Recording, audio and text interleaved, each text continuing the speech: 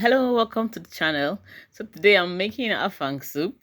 Yeah, if you've been on the channel for a while, you would realize that I really love vegetable soups, and afang is one of my favorites.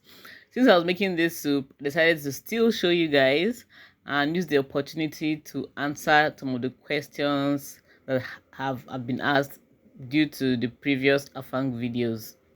And this afang soup is so spicy. I made it really spicy. So one of the first questions I get asked is, do I need to wash my afang leaves? No, afang leaves don't need to be washed because they are usually normally washed before they are cut. So you don't need to wash them. In fact, washing them after they get cut like this, you're going to take some of the properties away and your soup will not be as thick as it's supposed to be. Another question I get asked is, what's the quantity of water leaf to use for the afang? Now in this video, I'm showing you the quantity of afang I'm using and the quantity of water leaf. The water leaf is quite small. You can see how they tied them. So I used 3 of these water leaves here for that quantity of afang. I know that telling you, for some people it might be confusing when they say use 3 parts water leaf to 1 part afang. One tip I'll give you is that interact with the women in the market, the people you're buying these things from. They are very eager to share knowledge. Just ask them, especially the women selling their afang, just say, for this quantity of afang, what quantity of water leaf would you recommend? They will let you know. They will tell you. Now another question I get asked is, do I blend, do I pound, or do I just grind in the market? Anyone you choose. If you want to blend it, fine. If you want to pound in the market, that's fine. They also volunteer to pound it in the market for you. If you want to pound it at home, you can do that. It's all up to you. Now the ingredients to use for afang soup, guys. I've seen some comments. In fact, someone even left a comment on my channel saying afang soup. I can't remember the exact way, but was just insinuating that afang is not complete unless it has all the orishi inside. See, guys, I believe very much in not breaking the bank to eat good food. If you can't afford to put all the periwinkles and all the stockfish and dried fish and snails in your afang soup, but you still want to eat good afang soup, you can cook afang that tastes good with just meat. You don't need to go all out if you don't have the money, but if you have it, feel free, have a good afang experience. But really, guys, you don't need to break the bank to eat good food. So your crayfish is important, your pepper.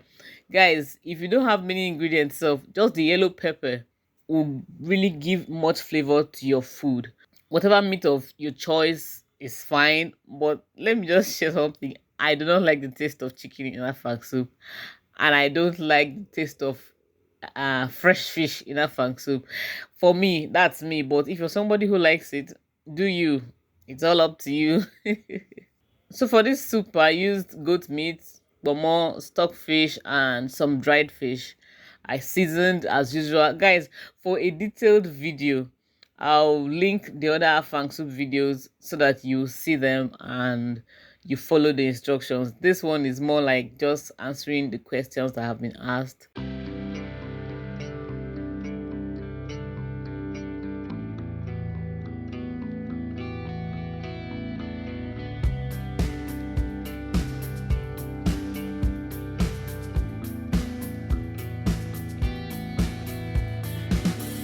Is afang the same thing as okazi? Yes, afang is the same thing as okazi.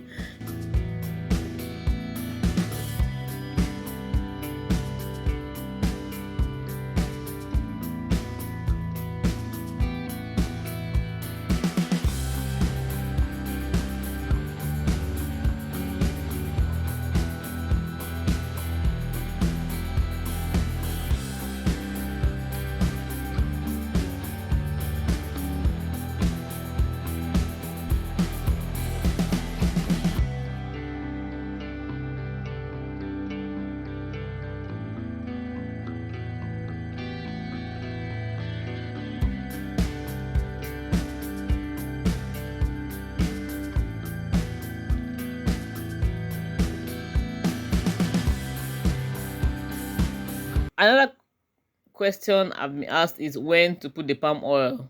To be on the safe side, I put my palm oil before putting the afang. I put it when I put the meat and also when I put the water leaves. That way it will give it enough time to cook, and if it's rancid, that rancid taste to go. And sometimes that raw palm oil taste, not everybody likes it, so I put my palm oil before putting the afang.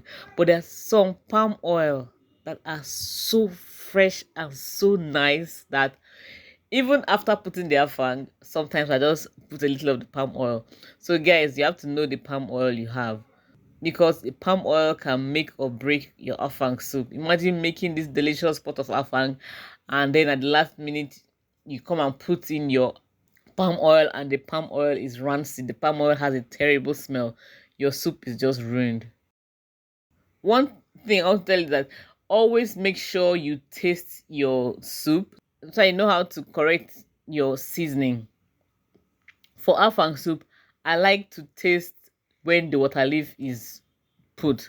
After I put in the afang, the food doesn't stay long on fire. I keep it down because I like that green, that fresh green afang. So make sure you taste properly, correct all your seasoning before you put in the afang leaves, so that you still have your fresh green afang. Another question I get asked is, how long do we keep the afang on fire after putting it? Once you put in the afang, just turn off the heat if you still want that fresh green afang. It will still be cooking as it's, because it's hot.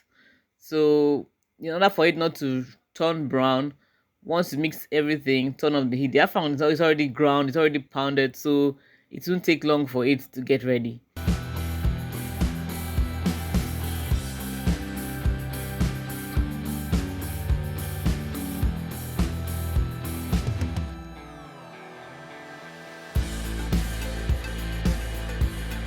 Guys, if you've watched up to now, you're not subscribed to the channel, please subscribe.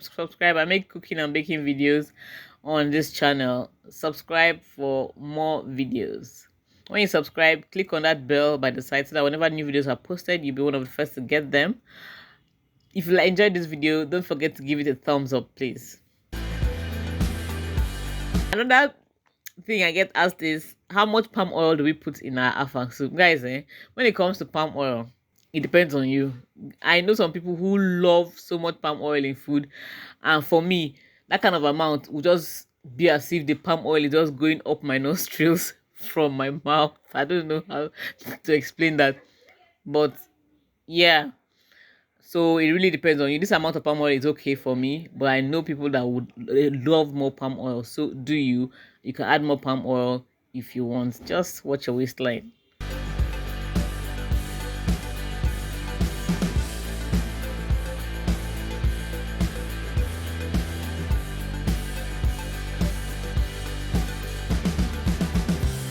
So I hope I've been able to answer some of your questions. If you have any more questions, please leave it in the comment section.